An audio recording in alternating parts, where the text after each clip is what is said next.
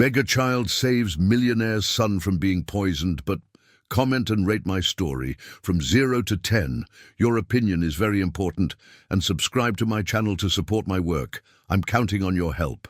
The screams sliced through the muggy afternoon air like a knife, echoing through the cobblestone streets of the historic district at precisely 3 o'clock. The 52-year-old man nearly spilled his coffee as he stepped away from the window of his luxury apartment. It was always at the same time, always with the same desperate intensity. For 3 weeks straight, that sound had been coming from the weathered clapboard house across the street, a 2-story yellowed building with peeling blue shutters that clashed with the elegance of the modern high-rise where he lived. "Must be a kid throwing a tantrum," he muttered to himself, adjusting his tie before returning to his work. As the owner of the largest construction company in the region, he was used to solving complex problems, but he preferred to stay away from other people's dramas. Especially after living alone for 5 years, ever since he lost his wife on a rainy night, he preferred not to remember. His fortune, accumulated through investments in the stock market, provided him with every material comfort possible, but couldn't fill the emotional void he carried. Across the street, inside the clapboard house, the 4-year-old girl cowered in the corner of the kitchen, her young years insufficient to understand why her aunt hated her so much. The 38-year-old woman firmly held a metal spoon she had heated on the gas stove, her eyes reddened by alcohol, fixed on the child trembling before her. "You're a pest in this house," the aunt hissed, her voice slurred by the booze she had been consuming since noon at the local dive bar. "O'Malley's. Because of you, my sister is gone. Because of you, I lost everything." The spoon came down hard on the child's small arm, leaving a red mark that would join the other scars that dotted her thin arms. The girl bit her lip to avoid screaming louder. She had learned that screams only enraged her aunt, who had worked at City Hall until she was fired for constant absences caused by her addiction. The little girl closed her eyes and tried to remember her mother's soft voice, singing that lullaby before bed. It was all that remained of her now, fragments of memories and a melody that insisted on echoing in her mind in the most painful moments. "Stop whimpering," the aunt grunted, putting the spoon back in the drawer as if it were the most natural thing in the world. "Go to your room, and I don't want to see you until tomorrow. And if you get charcoal on the walls again, you'll see what real punishment is." The child ran to the small room at the back of the house, a stuffy space with an old bed and a crucifix on the wall. There she curled up in the thin sheet and began to hum her mother's lullaby, the only thing that still comforted her.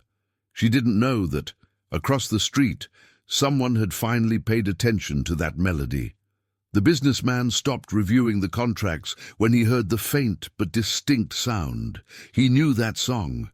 His wife used to sing it when she cooked, a popular folk song about free birds. But where was it coming from? He approached the window again, his eyes scanning the facade of the clapboard house. One of the back windows was ajar, and from there came that childish voice, trembling but persistent. For the first time in 3 weeks, he felt something other than simple annoyance. There was something in that voice that struck a sensitive chord in his chest, something that reminded him of responsibilities long buried under layers of work and isolation. In the house next door to the clapboard one, the 61-year-old retired teacher was watering her begonias when she heard the girls singing. Unlike the businessman, she could no longer ignore the signs. During her 40 years teaching elementary school, she had developed a sixth sense for children in distress, and that voice carried a pain that made her heart ache. "That's odd," she thought, watching the windows of the house she had known for decades.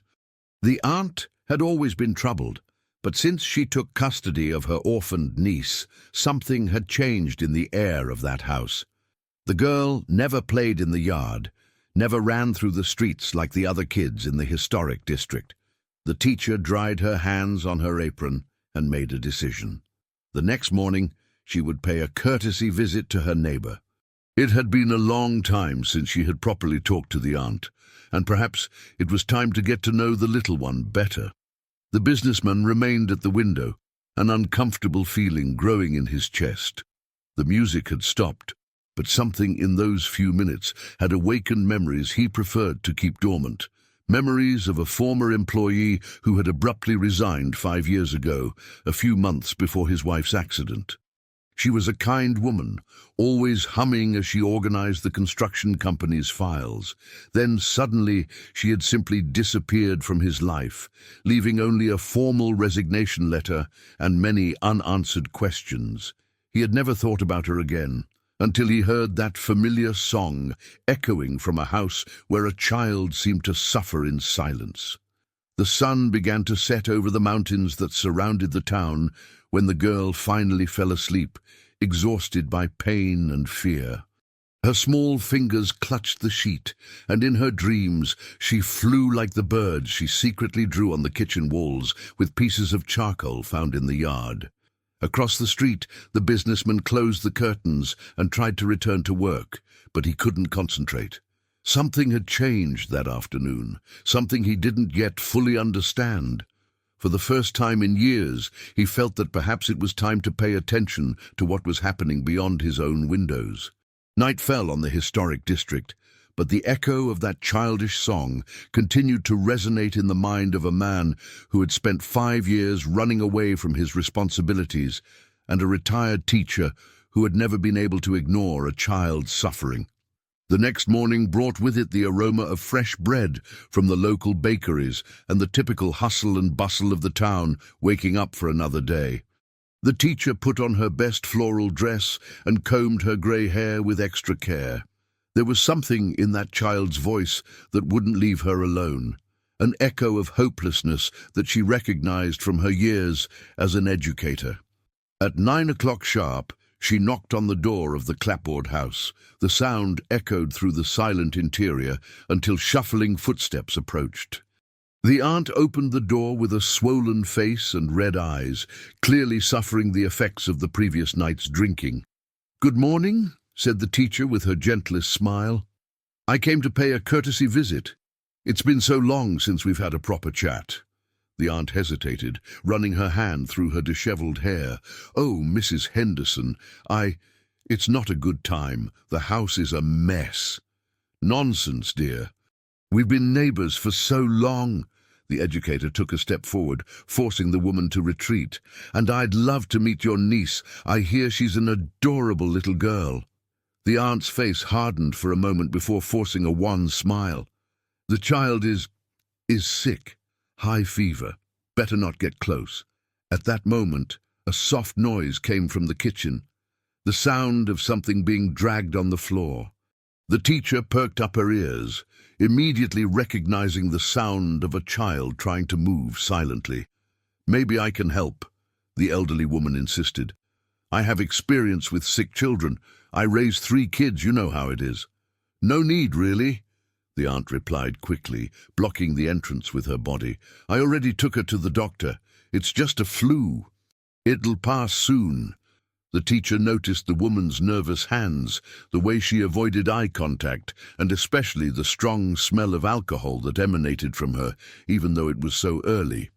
All the signs she had learned to recognize during decades dealing with troubled families. Across the street, the businessman watched the scene from his window while drinking his coffee. He had woken up earlier than usual, disturbed by confusing dreams where the voice of a child mingled with memories of his former employee. When he saw the teacher at the door of the clapboard house, a strange curiosity washed over him. The educator finally said goodbye to the aunt, but not before casting an inquisitive glance into the house. There was something deeply wrong there, and her experience told her that a child was suffering. As she walked back to her house, she decided that she needed to find a way to verify her suspicions. Inside the clapboard house, the aunt slammed the door shut and went to the kitchen, where she found the girl huddled behind the table trying to hide. The child had tried to reach a glass of water from the sink, but her height didn't allow it, and she had knocked over a chair in the process. "Didn't I tell you to stay in your room?" the aunt snarled, her irritation intensified by the hangover and the unexpected visit. "I was thirsty," the little one mumbled, her big eyes fixed on the floor. "Thirsty?" The aunt laughed bitterly. "You want water? Then go get it in the backyard. And since you like making so much noise, you can stay out there until I decide you can come in." The girl went out to the small backyard, a space surrounded by high walls and dominated by a single apple tree. There, she sat on the ground and began to draw with a piece of charcoal she had found near the gas stove. They were always birds, small, large, some flying, others perched on imaginary branches. Each stroke represented her dream of freedom, of flying away from that house where pain was her only constant companion. The hours passed slowly.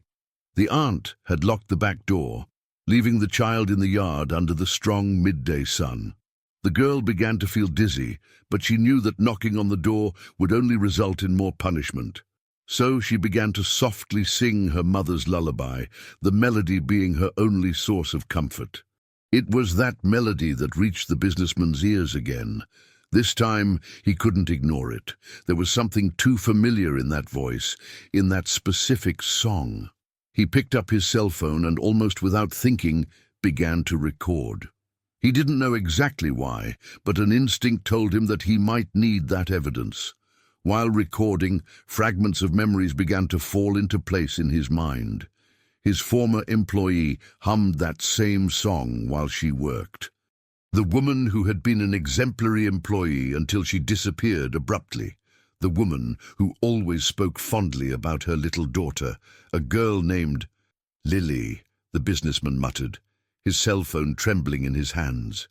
His ex-employee's daughter was named that. The realization hit him like a punch to the stomach. The child suffering in the house across the street was the daughter of his former employee, the kind woman who had worked for him for 3 years before simply disappearing. How hadn't he made that connection before? The man put his cell phone away and began to pace back and forth in his apartment. He vaguely remembered the employee mentioning family problems, a sister she didn't get along with, financial difficulties. But he was so absorbed in his own problems at the time, the growing conflicts with his wife, the troubles in the company, that he hadn't paid due attention. Now, 5 years later, that woman's daughter was across the street, and from the sounds coming from that house, she wasn't in a good situation. The guilt he carried for the loss of his wife multiplied, now including the regret for not having helped his employee when she clearly needed it. The businessman remembered how his fortune had grown exponentially after investing his profits in Bitcoin, early in the cryptocurrency's rise. His net worth in dollars seemed endless, but what was the point of all that wealth if he couldn't even help the people who had been close to him? At 3 o'clock sharp, the screams started again. This time the man didn't step away from the window. He watched with growing horror as through the kitchen window of the clapboard house, he saw a female silhouette moving aggressively. He picked up his cell phone again and began to record, this time with more determination. What he saw through the cell phone screen made him nauseous. The aunt was holding something in her hands. It seemed to be a kitchen utensil, and gesturing violently toward a small figure that he could barely distinguish. The child's screams echoed through the afternoon, and this time the businessman couldn't pretend they were just childish tantrums. When the silence returned, he remained at the window for a few more minutes, his heart pounding in his chest. He had just witnessed something that would change everything. The question now was, what would he do with that information? That night, the girl slept on the ground in the backyard, where the aunt had left her as punishment for making too much noise during the afternoon.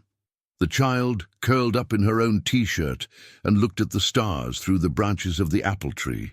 In her 4-year-old mind, she made a silent wish to her mother, wherever she was, that someone, anyone, would take her away from that place of pain.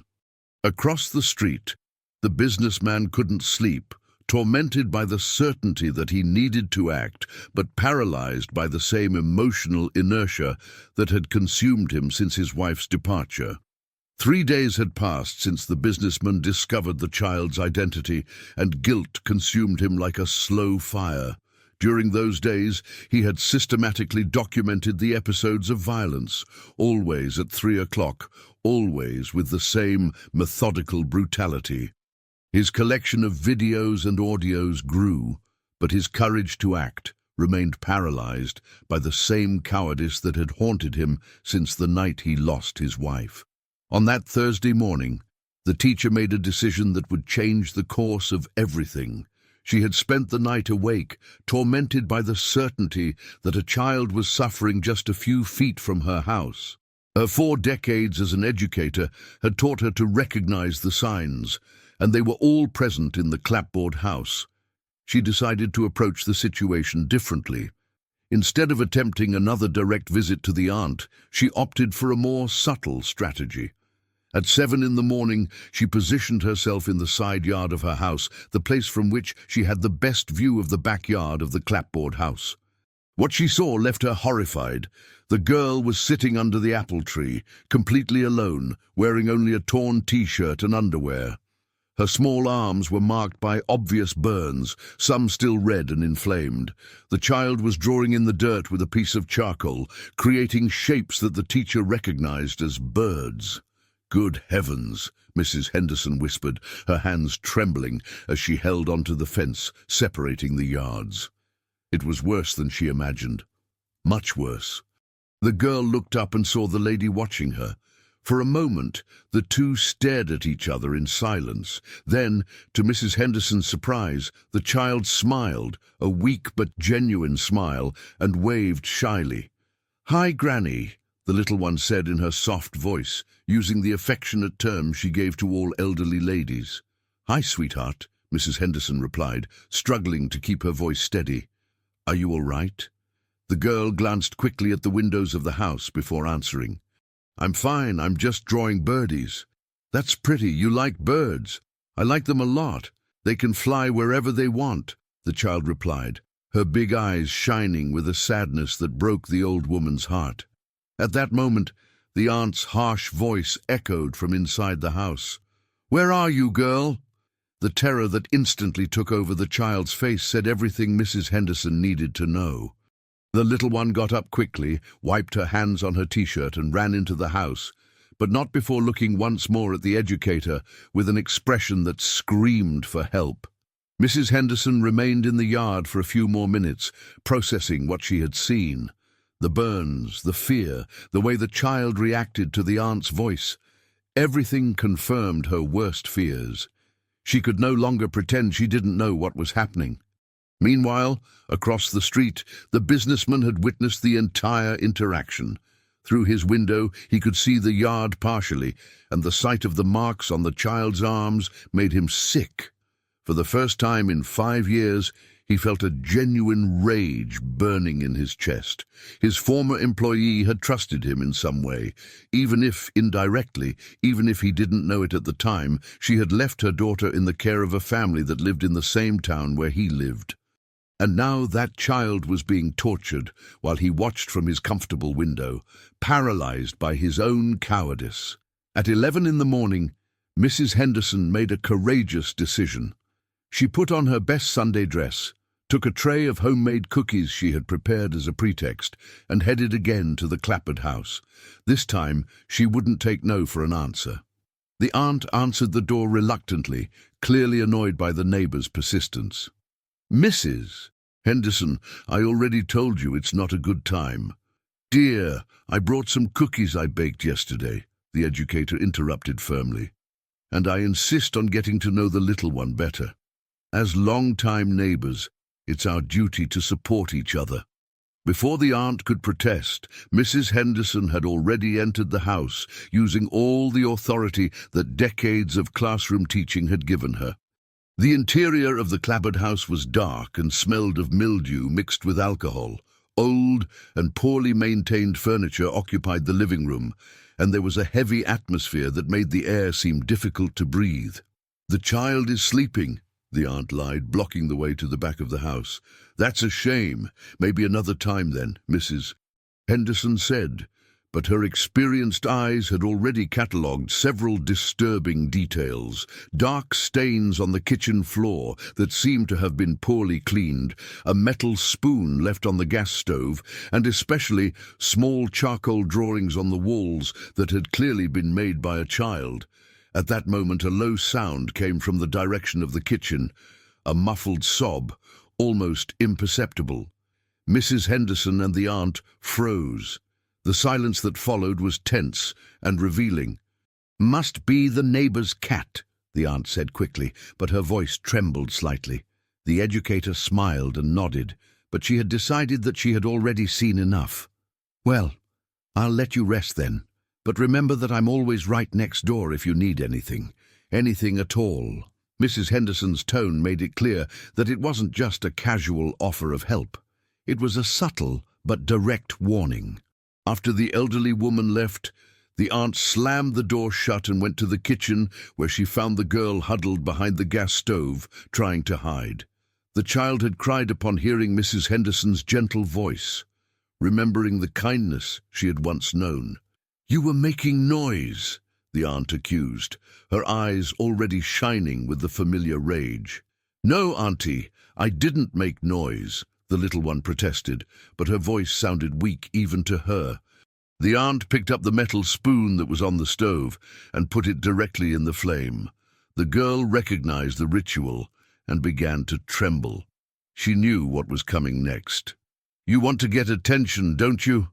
the woman hissed as the spoon heated up. "You want the neighbors to come here and ask questions. You think I don't know how to take care of you?"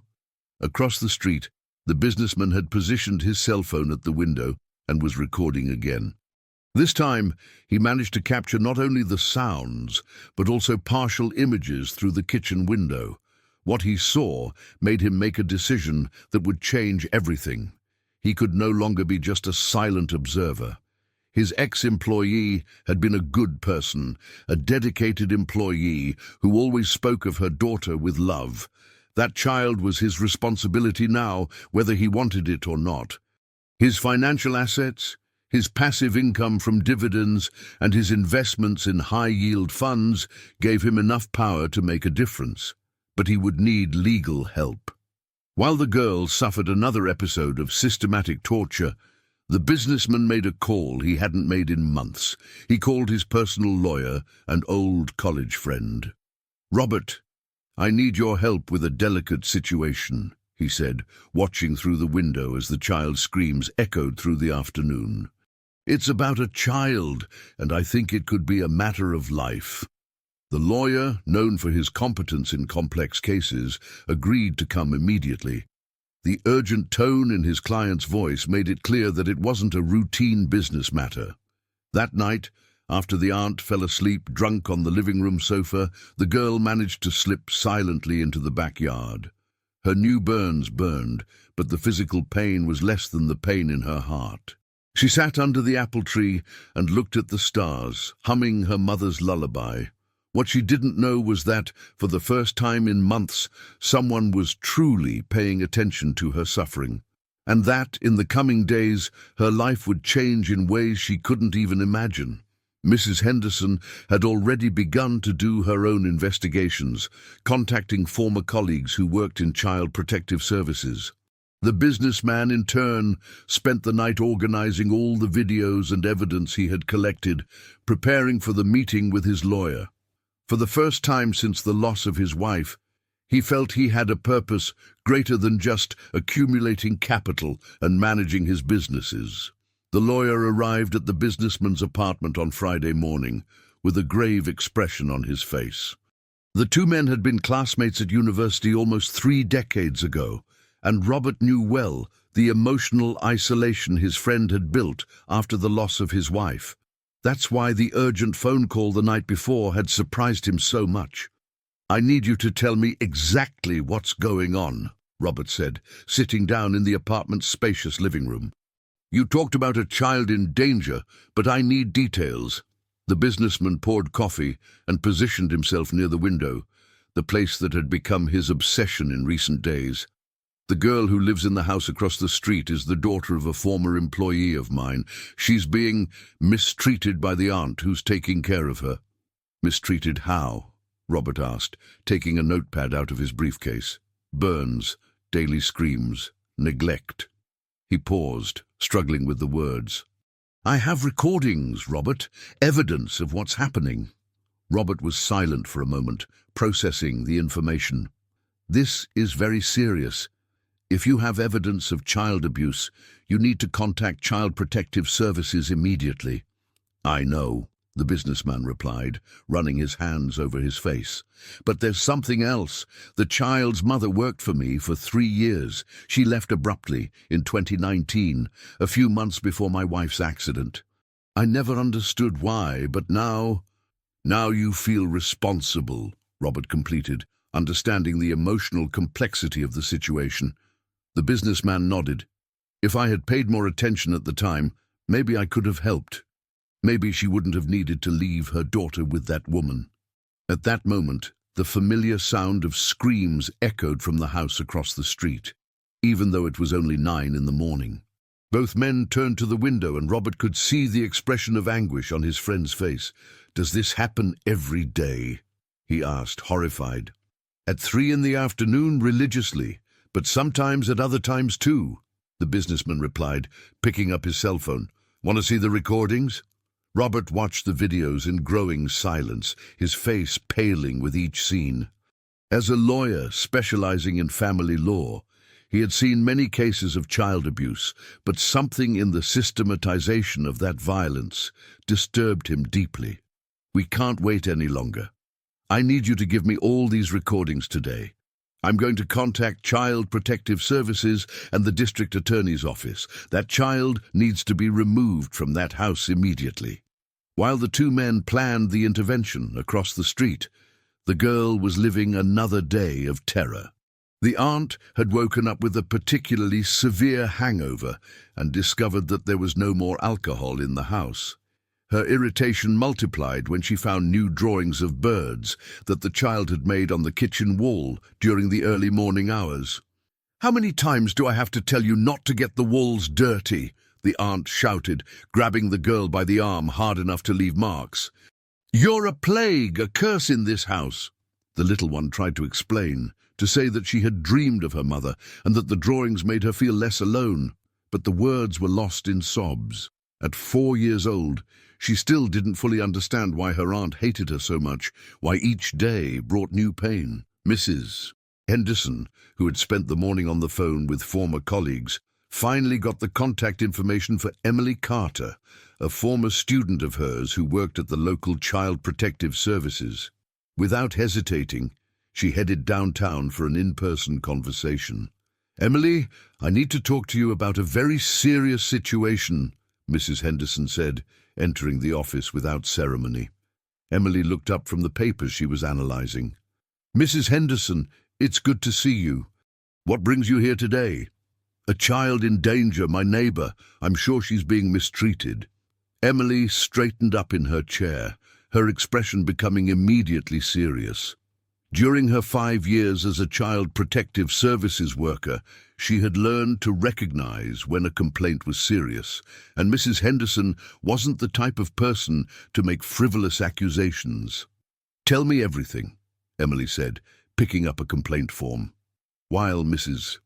Henderson was reporting her observations on the other side of town, Robert was in a similar meeting at the district attorney's office. District Attorney Michael Thompson listened attentively as Robert presented the evidence collected by the businessman. "This is compelling evidence," the prosecutor said, examining the videos on Robert's cell phone. "I'm going to order an immediate investigation and request the removal of the child from the family environment." "How long will that take?" Robert asked, concerned. "With this evidence, we can act today," Michael replied. "I'll contact Child Protective Services now." It was in this way that, by a coincidence that would change the girl's destiny, 2 simultaneous complaints reached Child Protective Services on the same morning. Emily was finishing noting Mrs. Henderson's report when her phone rang. Child Protective Services, Emily Carter speaking. Emily, this is District Attorney Michael Thompson. I need you to make an urgent intervention in a house on Main Street. We have evidence of severe child abuse. Emily paused, the pen suspended over the paper. Is it number 127 by any chance? Yellow clapboard house? Exactly. How did you know? I just received a complaint about the same house, Emily replied, looking at Mrs. Henderson with surprise. Two independent sources. That confirms the seriousness of the situation. At 2 in the afternoon, a coordinated operation was being set up. Emily, accompanied by 2 social workers and a court officer, was heading to the clapboard house. Mrs. Henderson had offered to accompany the team, using her experience with traumatized children. The businessman watched everything from his window, his heart pounding in his chest. Finally, after days of paralysis, he had managed to act. Robert was by his side, both witnessing the moment that would change the child's life forever. You did the right thing, Robert said, placing his hand on his friend's shoulder. I hope it's not too late, the businessman replied, his eyes fixed on the team approaching the clapboard house. In the house, the aunt had gone out to buy alcohol at the local dive bar, leaving the girl locked in the stuffy room. The child continued to sing softly, unaware that her life was about to change radically. When Emily knocked on the door of the clapboard house and received no answer, she used her legal authority to enter the property. What they found inside exceeded even their worst expectations. A dirty and poorly maintained house, a strong smell of alcohol, and obvious signs of neglect in all the rooms. It was Mrs. Henderson who first heard the faint voice coming from the room at the back. There's someone here, she said, guiding the team down the hall. When they opened the door to the room and found the girl huddled in the corner singing her sad song, everyone present felt a pang in their heart. The child raised her big, frightened eyes, without understanding who these people were or what they wanted from her. Hi, sweetheart, said Emily, crouching down to get on the child's level. My name is Emily. We're here to help you. The little one looked at Mrs. Henderson, recognizing the kind lady who had talked to her in the yard. A glimmer of hope shone in her eyes, but it was quickly replaced by fear. Auntie's gonna be mad, she whispered. You don't have to worry about that now, Mrs. Henderson said, reaching out to the girl. We're gonna get you out of here, okay? 3 months later, the girl was unrecognizable, living temporarily with Mrs. Henderson. While the legal proceedings were being resolved, she had gained weight, her burns were healing, and for the first time in a long time, she was smiling genuinely. The businessman, who had become a constant presence in the child's life, discovered through investigations that his former employee had left an informal will mentioning her wish that if something happened to her, she would like her daughter to be cared for by good people. She hadn't specified names, but she had made it clear that she didn't trust her sister. The most surprising revelation came when the businessman decided to honor his employee's memory in a special way. Using part of her inheritance in gold and his profits from stock market investments, he established an educational trust fund for the girl and other children in similar situations. But the real transformation happened when he decided to officially adopt the child. Mrs. Henderson, despite loving caring for the little one, recognized that the businessman could offer financial and emotional stability that she, in her advanced age, couldn't guarantee for much longer. Are you sure about this? Robert asked during the final adoption procedures. I've never been so sure of anything in my life, the businessman replied, watching through the window of the courthouse the girl playing in the park with Mrs. Henderson. She brought me back to life as much as I brought her back to safety. The aunt was convicted of abuse and neglect, receiving a sentence that included mandatory treatment for alcoholism and community service at child welfare agencies. On the day the adoption was finalized, the girl, now officially the businessman's daughter, made a special drawing. 2 birds flying together towards the sun. When asked what it meant, she replied with the simple wisdom of a child who had known suffering but had chosen hope. "It's me and Daddy flying to a happy place." The businessman hung the drawing in his office, next to a photo of his former construction company's team, where his ex-employee appeared smiling. Every day, when looking at those images, he remembered that sometimes the greatest riches in life cannot be measured in financial assets, but in the love and second chance that we give each other. Mrs. Henderson continued to be a constant presence in their lives now as the girl's adoptive grandmother. And when the child sang her biological mother's lullaby, it was no longer a lament of pain, but a celebration of memory and gratitude for having found a new family that loved her unconditionally.